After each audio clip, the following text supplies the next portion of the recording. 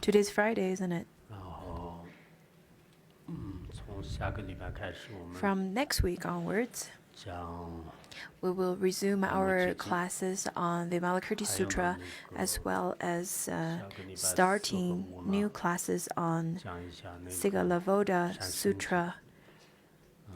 That's on Thursday and 阿含 Fridays. 经当中的有一个， That's 主要是 from 跟我们这个对在家人，对在家 that's 人 the 的修 sutra 行方面， that's giving 当然有 advice 些 to 出 lay 家人想 practitioners. 弘扬佛法 Of 的话， course, 那就可能 for 好。 the monastics, it's also quite beneficial for you to learn the sutra because it would help you to propagate the Dharma. Because now in this age, it is quite important to infuse the Dharma into their into the life of the lay practitioners, to teach them how to carry on their life, how to treat others, and so on. Before, I used to cite from Sigalovada Sutra in classes from different aspects. However, this particular sutra, I don't really have any oral transmission because this is not written in Tibetan. Therefore, I was thinking to translate this into Tibetan language. So that's the Sigalovada Sutra. So that's for next week. And in April, I will resume the Vajrayana teaching that we started last year in August. That's one of the 7 treasuries of Longchenpa. So, but that class is only open to the people who received all the previous classes, because there's only a little bit left. And it's not really wise to include new people into this. Therefore, the Vajrayana classes is only open to people who listen to this particular teaching from last year. So, people who listened to this last year, you should be prepared. And we will finish teaching this Vajrayana teaching in the first half of the year. And then we will probably continue to teach Sigalovada Sutra on Saturdays or Wednesdays some other time. So that will be announced later. 那今天呢，就是用这节目做东西没讲，龙年我们节目呢叫到个到工厂都些么多，东巴都这讲了，给些我们才为了度化一切。 In order to liberate all sentient beings, let's generate bodhicitta to listen to the Dharma. 那么今天呢，我们也跟大家 today 讲一下有一段。 I'm going to give a teaching on this really short teaching, on this really short advice, and this is rather really interesting. So that's what I'm going to share with you. Because a few years ago, I received an oral transmission from an old Khenpo of this particular advice. This old Khenpo, who's in Doma Monastery, his guru, his name is Gyurme Dorje, and he wrote down this advice to Khenpo Lashet. Lashet is currently 94 years old, and Khenpo Lashet looks rather ordinary and nothing special, maybe you would say, but he has very deep realization, and he's a very good Khenpo. He's not so well known, he's not so famous He doesn't really have great Dharma activities, but for his whole life, he spent his life practicing. It's only very rarely he would give teachings to people around him, but that's it. But around 1948, he departed from his hometown and then went to Palyocom area and relied on his teacher Gyurme Dorje Rinpoche. At that time, Gyurme Dorje Rinpoche. In fact, he passed away in 1969. Through different method, I asked Khenpo Lecce how old he was when he went to see his teacher, and he said he was 29 years old back in 1954. That's the year that he last saw Gyurme Dorje. He relied on his teacher Gyurme Dorje from 1948 to 1954. And before departing from his teacher, Gyurme Dorje, his teacher, gave Khenpo Lecce a teaching. I personally feel this is really quite engaging and interesting. Why is that? Because when I first read this,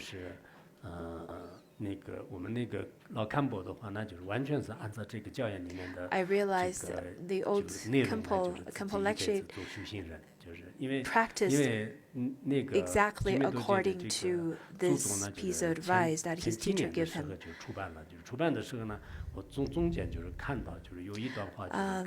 Volumes of the teaching from Gyurme Dorje was published, and then I saw this. I saw the title. It says that a teaching to Lama, to my disciple Lecce. Therefore, I went to Khenpo Lecce and asked, "Is this you that he wrote this piece of advice to?" And Khenpo Lecce said, "Yes, it is me."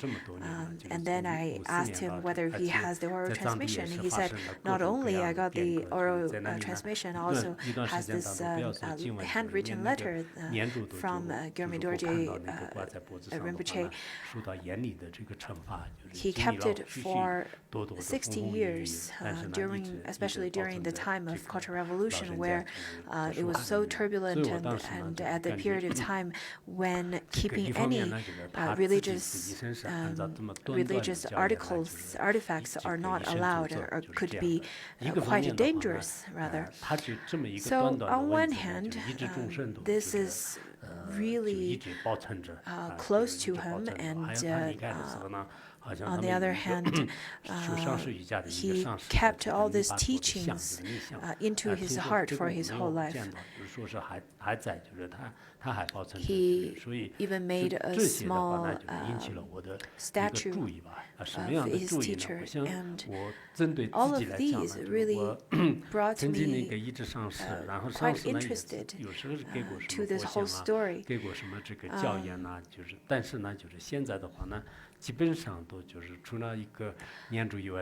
Why is that? Because I remember Phuntsok Rinpoche gave me lots of Phuntsok Rinpoche gave me lots of articles before as well, but I only kept the mala that was given to me and blessed by Phuntsok Rinpoche. And the previous generation of masters, they kept all the things that's given from their teacher for the whole life and cherished it for their whole life. Therefore, that really brought me very interested in this piece of advice. So at that time, I requested oral transmission from Khenpo Lecce, and Khenpo Lecce then recited this oral transmission to me from his memory. And he even gave me this piece of advice written by his teacher. I thought just keeping this piece of letter for myself is probably not good. Therefore, later maybe I'll do something about it. I'm going to display this to you right now. It was written on a very thin piece of paper. Some Khenpo said, it's the best that you don't carry it with you, otherwise it might break and so on. It's the best that you keep it in the library of within the monastery. So I said, no, I won't take it personally. I won't keep it personally, but I will keep it in a library, like the library of Khenpo Deba or so. So this was written down on a very thin piece of paper, and it was handwritten by his teacher. And Khenpo Lecture received this piece of advice at the age of 29. He stayed in the monastery for 6 years, and he practiced really diligently. And he told me many of the stories which were very touching. So I think for our Sangha members, our fellow practitioners, during the period of time when you rely upon a teacher, although you may have heard and received so many different Dharma teachings, but maybe those classes, those teachings did not really infiltrate to your mind, it did not transform your mind. Maybe you're just taking those classes as English classes, a physics class or so on, and then the Dharma won't really work on your mind. That would be such a shame to listen to the Dharma class.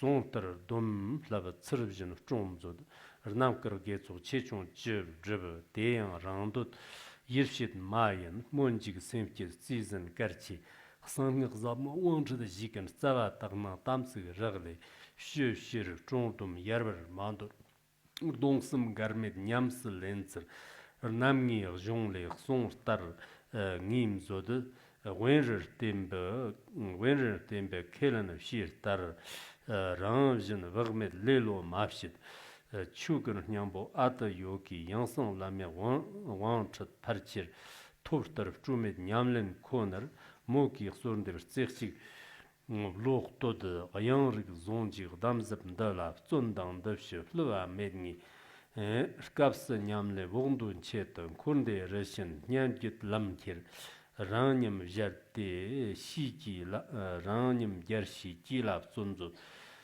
Tartarik Barana Skardan Shindak Gombe, Nawa Yerki, Lochin Taka, Kirzog Nela, Gomyon Chakba, Shindak Garchi, Warden Jimchak Sanwi, Nyambo, Wandam Shapa, Yang Shasu, Shalas, Wandam Shapa, Lasso, Yang, Tobjan Huete, Sigdono Nipo, Yama Abjar Song, Zigdan Nat Che, Devi, Shafshid Mambo, Jisha, Tsedan Jabam, Tara, Shimba.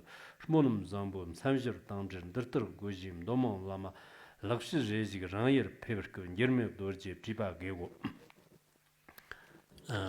That was the oral transmission. And now, let's look at the content of this piece of advice. First of all, is homage to the Guru, that is no other than the Buddha. Gyalmi Dorje Rinpoche, when he wrote down this piece of advice, he first paid homage to his teacher and the Buddha, especially he addressed this teacher as the teacher who is no other than the Buddha. In fact, for Buddhist practitioners, it is really important to keep in mind of prostrating, supplicating to the Buddha. Whatever you're doing, wherever you are, if it's possible and convenient, you can prostrate with your body, and whenever it's not so convenient physically for you to physically prostrate, at least you can mentally make such prostration or supplication to the Buddha. You can make supplication and the prostration to the Buddha when you just wake up and before you go to bed, even during your meals. This is quite important to remember and blend it in with your daily activities as a Buddhist, to make offering to the three jewels, to create such kind of a habit and implement them into your daily life. Of course, for non-Buddhists, maybe they won't understand what you're doing, but you don't really have to make everyone understand what you're doing anyhow, because the value system will be very different from you than theirs. Everyone has their own dreams, their wishes, their own jobs, their own actions, so you don't have to be afraid of being different. Whenever you have opportunities, do your prostrations. As I taught earlier in previous classes, prostrations are very helpful to your health. People are so into gyms nowadays, and so into keeping their physical body healthy and in shape nowadays. They use various different ways to keep their body healthy. They run, they walk. There's even a number to measure how many steps you have, how many kilometers, 3, 6, 10 kilometers a day. That's a very long time. I'm not suggesting 3 or 6 kilometers a day, but at least 1 kilometer per day of exercise, of walking is very necessary. Our Sangha members over here who live over here, they live too close to the shrine hall, therefore they can't, or they don't really have enough exercise. For those people who live rather far away from the shrine hall, it seems like they're forced to walk a long distance to reach the shrine hall. Of course, on the face of it, it seems that you are forced to exercise, is tiring and so on. But this is really good for your health. Anyhow, close or far, they're both good for you. And if you do live far from the practice place, your center, it could help you to get more exercise, which is also very good. That's for the physical health. And for the mental health, it's quite important to supplicate to the Buddhas and to study the Dharma and so on. It is said nurturing your body with lots of medicine, with lots of those nutritions are very good. Some take the extreme view of taking any kind of medicine. It could bring a poison to your body. It's not good. And for some, they may say that it's very good. Anyhow, there are two extremes. Some medicines, they are very good. Some of the very developed countries, they have great technology, and their food and their meal, the things that they promote based on their research may also have a reason behind them, and also have some kind of scientific research and background effects behind them. Anyhow, my point is that prostrating to the Buddha, it's not only good for your health, for your physical health, it's also good for your mental health. If you do exercise by doing prostrations, that's good for your physical body, and then at the same time you can use your speech to supplicate the Buddha, which you're using the virtuous speech, which is also helpful to you. And then at that moment, when you're doing prostrations with your body, with your speech, and your mind is also pure, you're making supplications to the Buddha. So it is also healthy to your mind. Nowadays, people's mind has lots of afflictions, which is a big problem in the world nowadays. On the face of it, you may see a practitioner who's doing their prostrations, and it may not seem like it's anything big. It's not a big deal at all. In fact, it brings lots of health.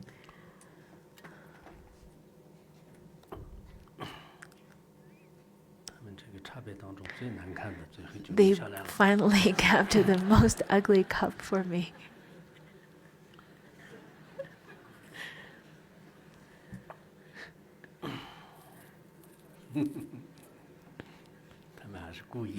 I think they did it on purpose.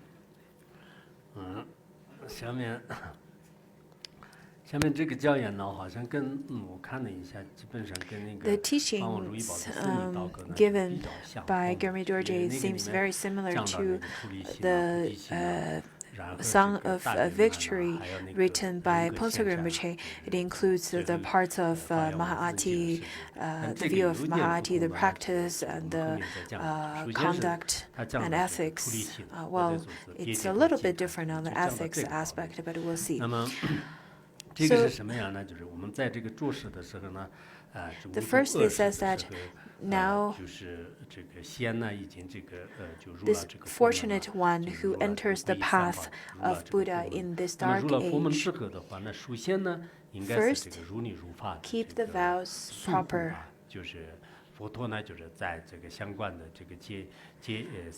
The Buddha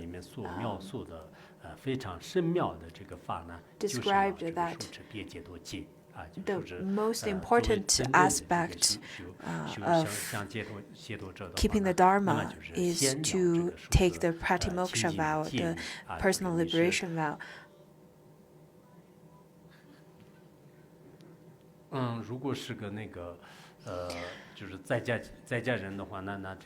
If you're a lay practitioner, then you should take the refuge vow as well as lay practitioner vow, and from time to time, you should take the one-day vow, where you take the precepts for a day and do retreat. And for monastics, you should take monastic vows. Anyhow, you should keep those vows, protect those vows properly. Keep the vows proper of the supreme Dharma. Then you can obtain a well-endowed human body to practice meaningful Dharma.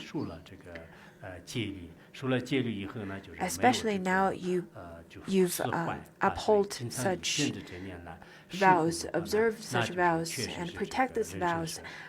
And then this human body that is well endowed is meaningful.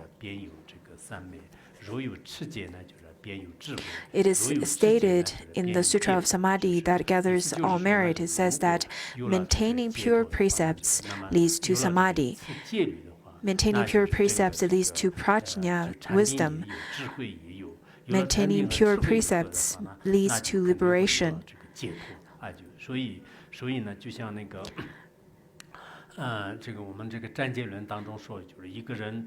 Just as the Shastra stated, it says the person who can observe all the precepts, even if that person does not study Dharma for one's whole life, one could still go to higher realms, have a virtuous and good birth. So to observe and protect the vows that you've received is quite important. The Tathagata, before passing into parinirvana, the Buddha spoke while holding the hand of Ananda. Ananda was the attendant of the Buddha, and then the Buddha said that In fact, the Dharma and the Buddha is no other than the precepts, and therefore take only precepts in the future as the Dharma and the teacher. 所以呢，当时那个佛陀呢，就是到最后就是实现这个圆寂的时候呢， right before the Buddha passed into parinirvana, he said, 那么就是为众生宣说了就是这么长的时间的法。 after turning the Dharma for 3 times, now I am entering into parinirvana. So in the future, when I am no longer here, you should rely upon precepts. And relying upon these precepts, you can continue to grow, continue to increase your merits. Therefore, precepts is really the foundation of all the merits. So the Buddha told Ananda to propagate the teachings of precepts properly and protect all the precepts.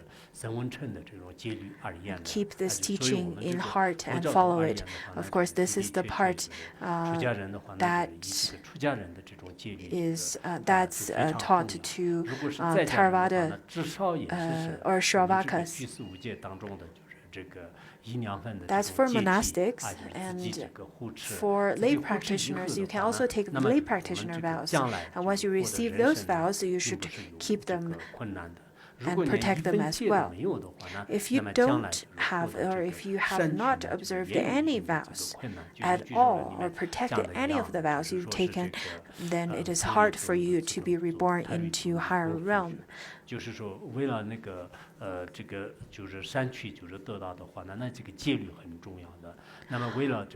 In order to attain a better birth, it's important to keep good precepts. And in order to attain liberation, it's important to keep practice.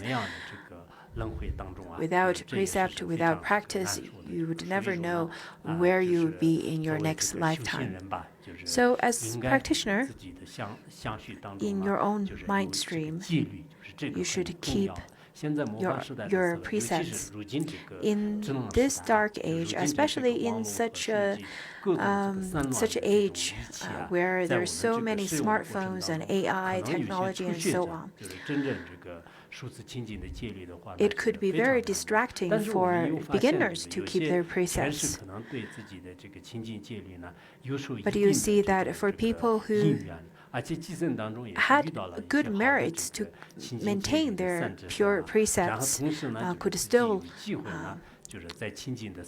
protect the vows and precepts they received, as well as lots of great masters. They kept their precepts no matter what time and age it is. Lay practitioners pay close attention to their precepts, and they would practice the one-day retreat with 8 different vows for just a day, but try to increase their merit in that way. So in this age, it's quite important to keep the precepts and increase your merit. So the first part, it talks about Shravakas and precepts.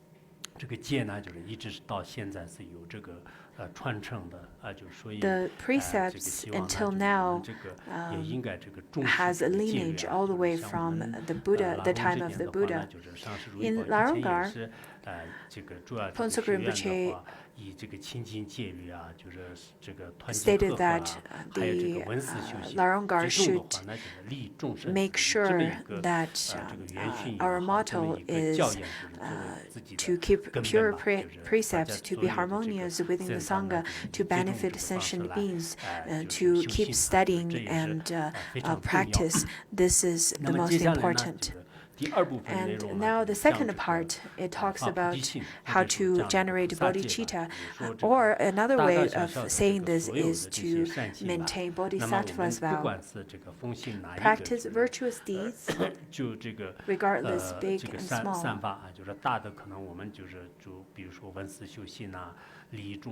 Big virtuous deeds including listening to the Dharma, practicing contemplation of the Dharma, and benefiting sentient beings, and the small 大大小小的 virtues 所 these 有的，无论 including 是什么样的 make 这 a 个 good 善行，你 aspiration 要 even 去奉 for 行的时候 one 呢， instant. 都不要被那个就自私自利的这种贪欲啊，就是贪图自利的 At 这种心来 any moment, do 这个 not 心来这 let 个色策吧，就是 self 而应该是什么呢？应该是 selfishness 就是以 and 这些善 ego 行呢， to 圆这个所有的 overtake 众 your 生 good 就 aspiration, 暂时 your 就是离开了这 altruistic 个三而 aspiration. 去六道轮回。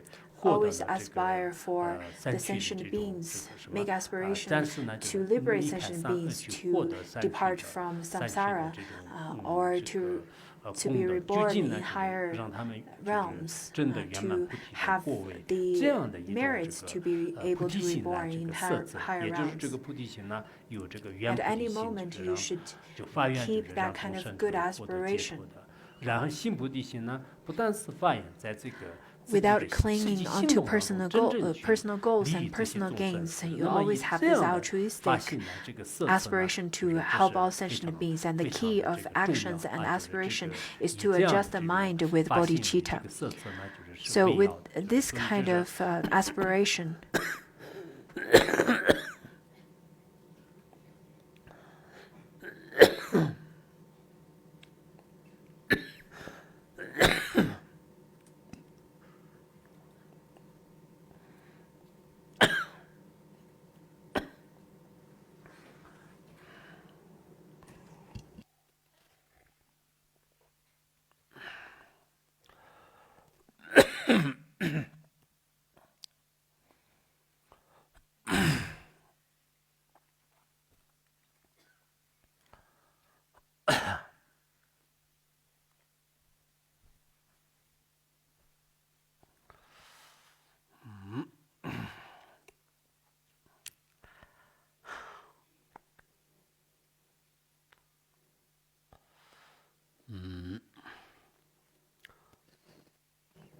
那么这个呢，也讲到啊，就是我们，平时也是讲那个善殊胜的时候， usually 首 when 先 we 是以 talk 菩提 about 心 the 来设 three 置，中间是有 supremes, 真心无 we 缘来 talked 设置。 about 最后 at 呢，就是 first 互相 you 众生 should 的 have 色泽， the 我们也经常 supreme 普通生也这 aspiration 样 of 讲。 benefiting 但实 sentient 际行 beings, 动 and 当中 during 的 the 话 middle 呢， of an action, you should have 大 the 多数的人应该可以 supreme 的， action 就是 of 现在不管 keeping 到哪 that 里去呢， intention, 就是 and 都 then 都 the 有 end 这 of 个文字的， such 至少也是 would 文字的一 be 些基 with the 础吧， supreme 就是 dedication of merit. 大家就懂得就是这么做，就是有些当然 People 环 nowadays 境的原 are 因，有些是因为自己 more 自身的这种烦恼习气的 studious, 原 and 因，有 they 些是可能 they know how to do 可能 this 有其 by 他的这个 words, 原因吧。 but 就是 sometimes 虽然 because 做 of 的 their 不是 habitual 那个 pattern, 理想， maybe 但 sometimes 综合来讲 because 呢， their 很多人都知道 forgetfulness 是做任何善 or 善 so 根呢，就 on. 是并不是一直只是想到 I 啊， think 就 the 是 result 自私自利 is 的这个 not 心。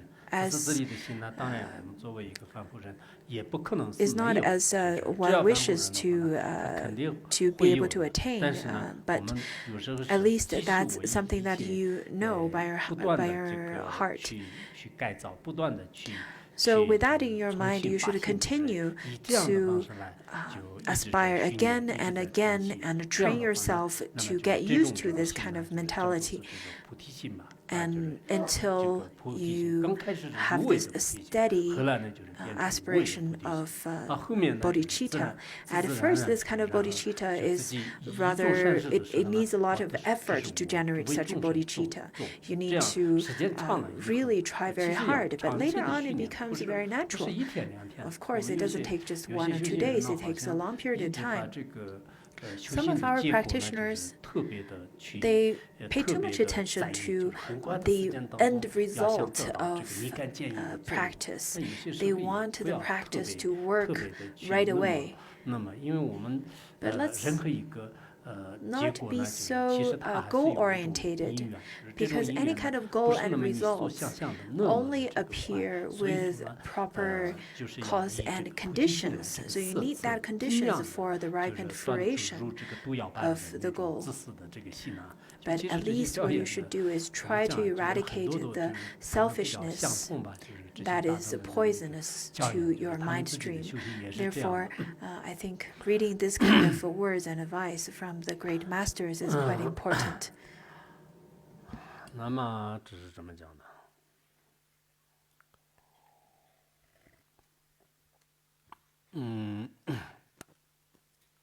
那么这种这个菩提心来色泽呢，就也很 And with this 很 kind 重要， of 就是 bodhicitta 有个经 mind, 典叫做是这个大迦叶问那个大宝 with this kind of aspiration to use this kind of aspiration to carry out all your actions is quite important. As stated in the Jewel Heap Sutra spoken by Mahakashyapa, it says that whatever virtuous deed is performed, perform it with bodhicitta. 最好是不离菩提心，因为 So whatever things you do, any virtuous actions and deeds that you do, don't let it be away from the kind of aspiration of bodhicitta. When people ask you, are you a Mahayana practitioner or are you a Theravada practitioner? So everyone would say that, oh, I'm a Mahayana practitioner. I've made aspiration. I've taken the bodhisattva vow. Therefore, I'm a Mahayana practitioner. So if you've done that, then whatever you do, you should keep the sentient beings in mind and keep your aspiration of benefiting all the sentient beings in mind. So the second part of it, of this advice, talks about using the aspiration of bodhicitta to carry out our actions as well as making any kind of wishes and aspirations. And the next verse it says that after requested for profound esoteric empowerments, the root of it is to maintain pure perception and keep the vows. There's one typo over here in Chinese, so please correct it. 试验的意思，我那个这几天讲的这个还稍微好一点吧，稍微 This was a little bit better, but the yesterday, the one that we studied, the text that we studied yesterday, I didn't even get time to revise it. I was really in a rush, so there were some typos in it. Therefore, the current version is not really the final version. I have to go over and revise it again. Some punctuations as well as typos. Anyhow, after requested for profound esoteric empowerment, the root is to maintain pure perceptions and keep the vows. Also, do not forsake the root and branch vows. The Vajrayana vows is when you take the empowerments.